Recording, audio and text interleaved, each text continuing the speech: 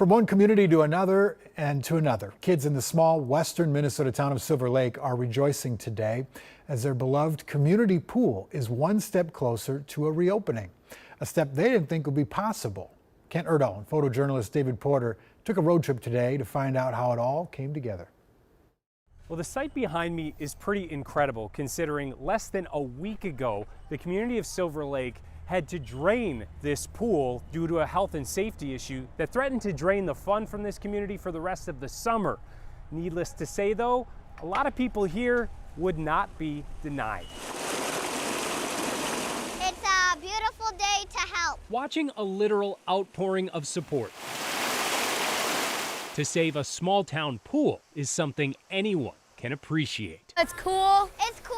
And on this day, it was cooler I can't even put my feet in. than cool. My feet are so cold, it's turning hot. But Brooklyn Poshusta and her friends So cold, it's turning hot. will gladly take this brief blast of cold over the alternative. It felt like my foot was getting scratched by sandpaper. You see, trouble on the surface beneath the surface is what caused the health department to close the pool a week and a half ago. Everyone was like scraping their feet at the bottom and getting their bloody toes. The day that it closed, there were 25 kids that had feet that were cut in the pool. Brooklyn's Uncle Brent says having the pool professionally relined would have taken all summer and exhausted all budgets. One quote was $110,000 and the other quote was $180,000. But after draining it, they found the source of the problem was simple. Like a mineral buildup, almost like sandpaper. And he just happens to be a sandpaper expert. And I'm a professional flooring contractor and I just looked at a pool surface as just being another type of a concrete surface that we could very likely come up with a game plan. So how do you fight a sandpaper bottom pool? With sandpaper?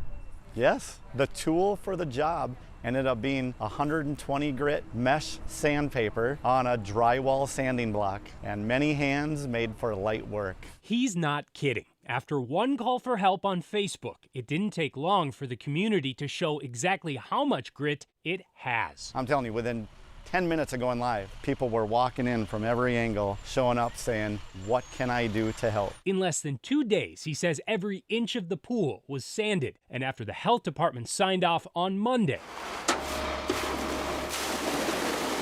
another group of volunteers rushed in. Go get some nice clean water. Silver Lake Fire Chief Dale Kosick helped coordinate a pool filling parade. I told him he could be done. Yep. To speed up the reopening.